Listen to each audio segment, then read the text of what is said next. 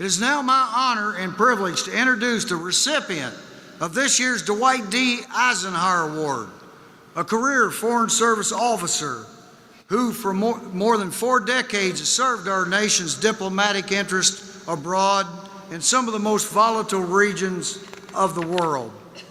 He served 4 U.S. presidents as U.S. ambassador to Lebanon, then to Kuwait, Syria, Pakistan, Iraq, and finally the U.S. ambassador to Afghanistan from 2011 and 2012. He is fluent in Persian and Arabic, and he's been stationed in Iran, Tunisia, Qatar, and Egypt. And he is a survivor of the 1983 U.S. Embassy bombing in Beirut. The 2004 VFW Eisenhower Award recipient and former Secretary of State Colin Powell called this year's Eisenhower Award recipient one of our very best Foreign Service officers. Retired General David Petraeus said, "It was a great honor for me to be his military wingman." And former President George W. Bush called him America's Lawrence of Arabia, citing his courage, integrity, and his unwavering commitment to strengthening our nation. Comrades and sisters and distinguished guests, please welcome the recipient of this year's Dwight D. Eisenhower Award, the current Dean of the Bush School of Government, Public Service at Texas A&M University, Ambassador Ryan Crocker.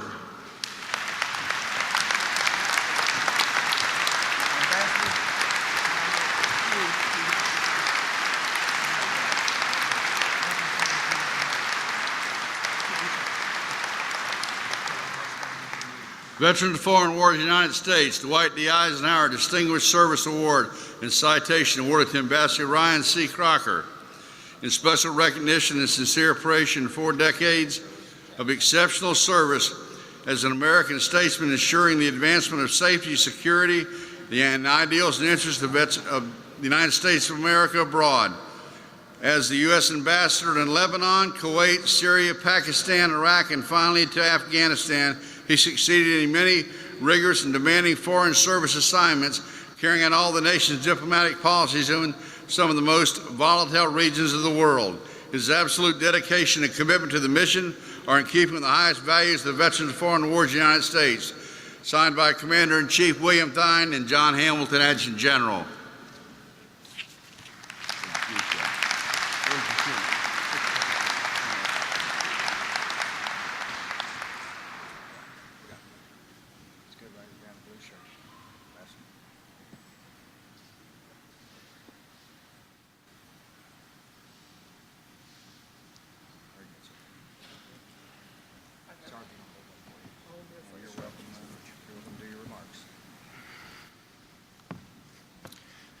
Howdy.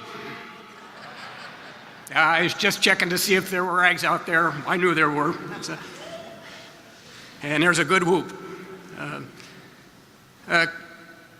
Commander Thine, thank you from the bottom of my heart for this most prestigious award.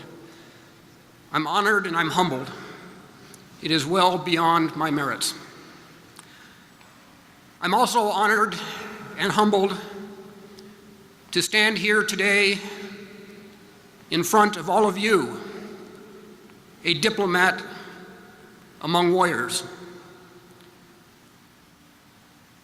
As the Commander-in-Chief noted, I served as ambassador 6 times, 3 times for Republican administrations, and 3 times for Democratic administrations. Like all of you who wore the uniform, we in the Foreign Service have to be able to serve with full loyalty and commitment, no matter which party is in power. The Foreign Service is a dangerous service, like the services you have so courageously represented. Of those 6 ambassadorships I held. In 3 of those countries, half of them, a predecessor of mine as an ambassador was assassinated. You are here from World War II, from Korea, twice in Lebanon, Vietnam, Grenada, Panama, Afghanistan, Iraq. I stood with you in Lebanon, Iraq, and Afghanistan, and was very proud to do so. Because the truth is, in this complex world that we now face, there are no more purely military conflicts, and there are very few purely diplomatic engagements in the tougher spots. Diplomats and warriors must work together for the national interest. Never has that been more important than it is today.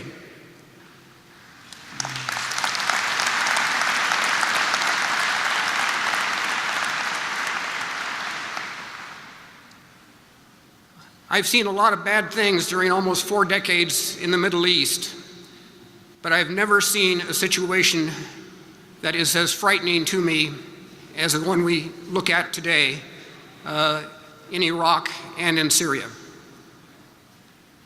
A group that I call Al-Qaeda version 6.0 now controls significant territory inside Iraq, and for the first time since 9/11, they have the space, the security, and the opportunity to plan their next set of operations.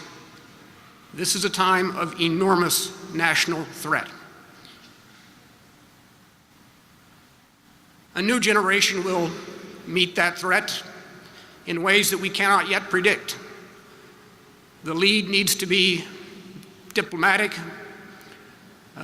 but as the President, the Vice President, the Secretary of State, and others carry out their endeavors in Iraq and elsewhere, I know they appreciate very much that those political efforts are backed up by 100,000 tons of diplomacy, the USS George H.W. Bush in the Northern Gulf as we speak.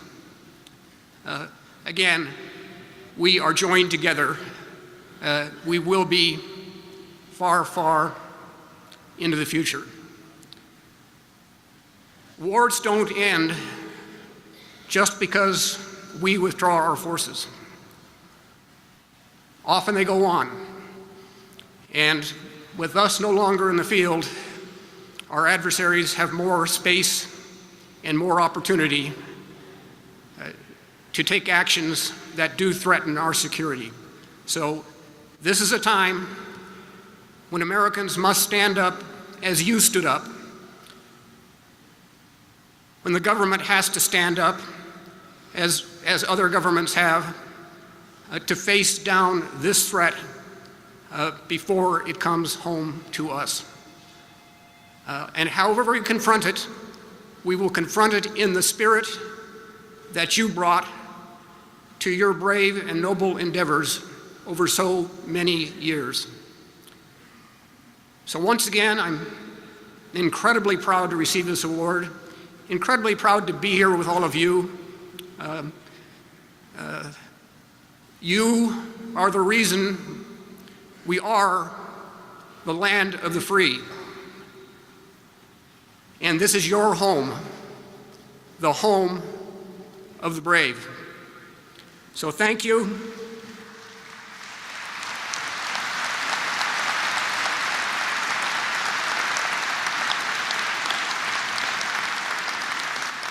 God bless all of you as veterans. God bless the VFW. God bless the United States of America.